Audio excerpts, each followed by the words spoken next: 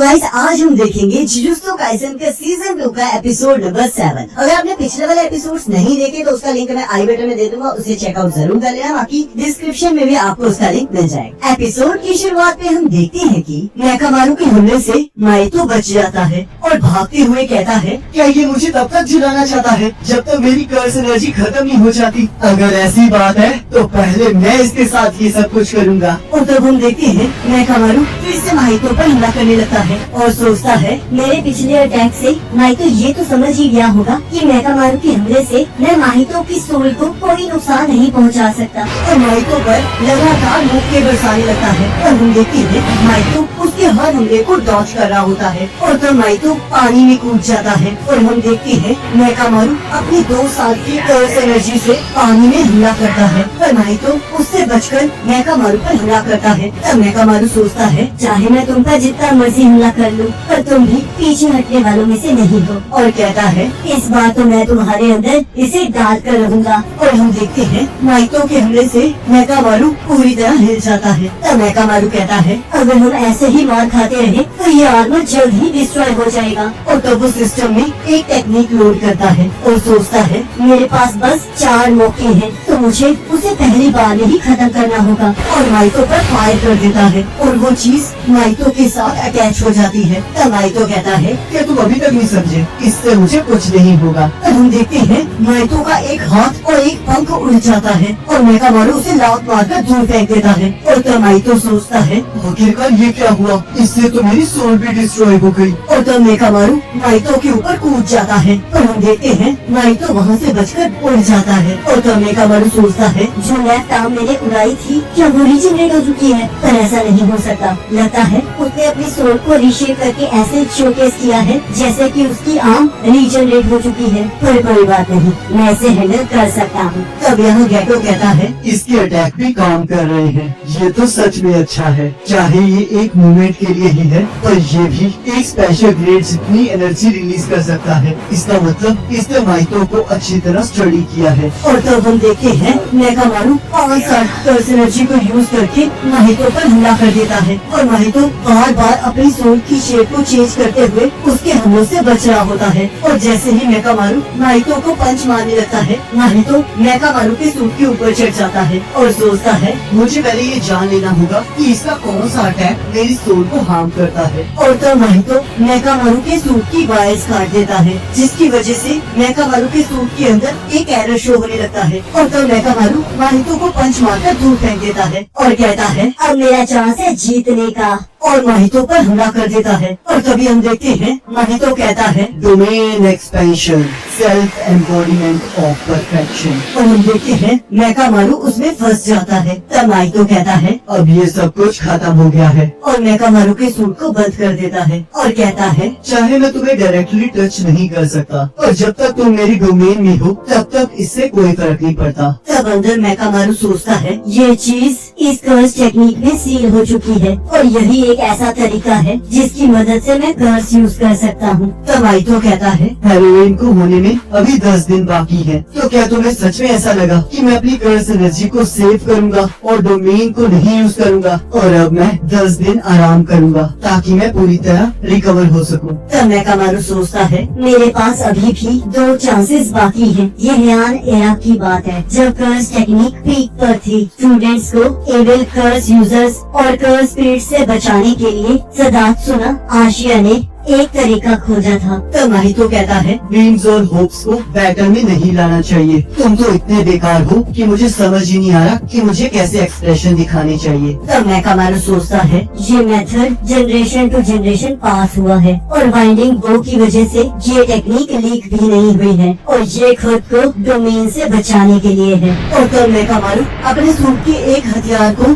माइतो के आर पार कर देता है और कहता है, new shadow style, simple domain, domain और हम देखते हैं माइतो फट जाता है जिससे उसकी डोमेन भी टूट जाती है। तब गेटो कहता है सिंपल डोमेन वो डोमेन जो किसी भी डोमेन को न्यूट्रलाइज कर देती है और इस डोमेन के अंदर सातोरू गोजो पर भी हमला किया जा सकता है, ये चाहे सिंपल हो। और अगर डोमेन अंदर से लॉन्च की जाए तो ये कर्स टेक्निक को इग्नोर करके माहितो को हर्ट कर सकती है। और तब मेकामारू गेटो को कहता है तुम अब यहाँ पर खड़े होकर ये सब कुछ नहीं देख सकते। और सोचता है मुझे लगा नहीं था पर मेरे पास एक सिंपल डोमेन बाकी है और उसके साथ 9 years ऑफ कर्स एनर्जी है जिससे मैं गेटो के साथ लड़ सकता हूँ, मैं जीत सकता हूँ और मैं सबको देखना चाहता हूँ। और जैसे ही गेटो पर हमला करने लगता है तब माइको मेकामारू के सूट को तोड़ते हुए उसकी बॉडी पर हमला कर देता है। तब मेकामारू सोचता है क्यों मैं फेल हो गया। और तब मेकामारू फिर से एक रोबोट को बुला लेता है और सोचता है मेरे पास अभी भी एक चांस है, अब मैं इस पर डायरेक्टली हमला करूंगा। और हम देखते हैं मेकामारू का रोबोट माइको के हमलों को काटता हुआ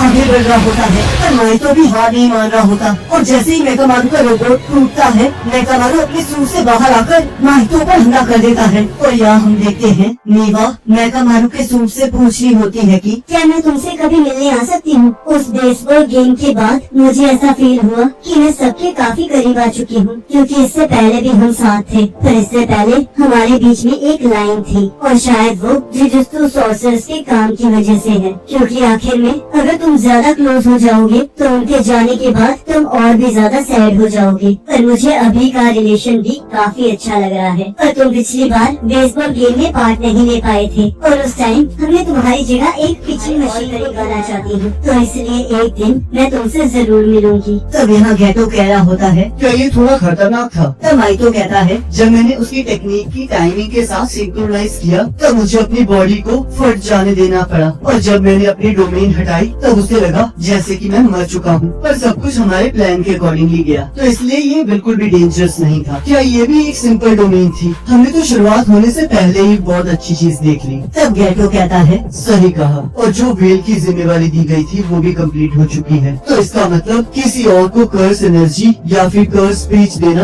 बिल्कुल ठीक है। और यहाँ हम देखते हैं पूरे टोक्यो में बहुत शांति होती है और हमें बताया जाता है कि 31 अक्टूबर 2018 रात के 7 बजे के आसपास टोक्यो डिपार्टमेंट के आसपास 400 मीटर की रेंज में एक वेल एक्टिवेट की गई। और यहाँ हम देखते हैं शिबुया में हैलोवीन पार्टी चल रही होती है और तब हम वहाँ देखते हैं एक वेल एक्टिवेट हो चुकी होती है और हम देखते हैं एक लड़का उस वेल के साथ टकराकर नीचे गिर जाता है और यहाँ कोई चीज सभी लोगों को अपनी ओर खींच रही होती है। और यहाँ इजिची ननामी को बताता है ये वो वेल है जो नॉर्मल पीपल को कैद करती है और वो लोग अंदर तो जा सकते हैं पर बाहर आने का कोई रास्ता नहीं है और अंदर जाने का रास्ता भी अलग अलग लोगों के लिए अलग अलग तरीके से वर्क करता है। जैसे कि एक जुजुत्सु सॉर्सर के लिए और असिस्टेंट सुपरवाइजर के लिए इस वेल के अंदर आना और बाहर जाना बहुत आसान है और इसके अंदर किसी तरह का कोई भी कम्युनिकेशन वर्क नहीं कर रहा है। तब ननामी कहता है इन सभी चीजों को देखकर लग रहा है कि यहाँ बहुत बड़ी प्रॉब्लम आ गई है। और तब इनो वेल के बारे में समझाकर शो ऑफ करने लगता है। तब ननामी कहता है इनो इसे सब कुछ पता है तो तुम्हें शो ऑफ करने की जरूरत नहीं है। और गोजो कहाँ है? तब नीता कहती है यहाँ तो कोई भी नहीं है। क्या यहाँ सच में हेलोवीन पार्टी चल रही थी? लगता है यहाँ पर कुछ हुआ है। सभी लोग वेल के एज पर जा रहे हैं और वो सभी लोग चिल्ला रहे थे तो हमें गोजो को यहाँ बुलाना ही होगा। तब नायोबितो